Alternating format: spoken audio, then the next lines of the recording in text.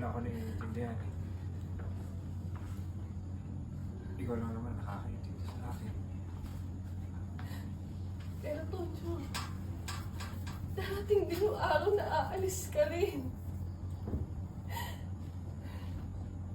Hindi mo naman kailangan umalis ka agad. Eh, ano ba yung gusto mo? Kailangan kita. Alam mo, hindi naman agad aalis si Crystal. Alam mo, hindi naman agad aalis si Crystal. Ako, baka sa isang taon pa ako makaalis. Kaya,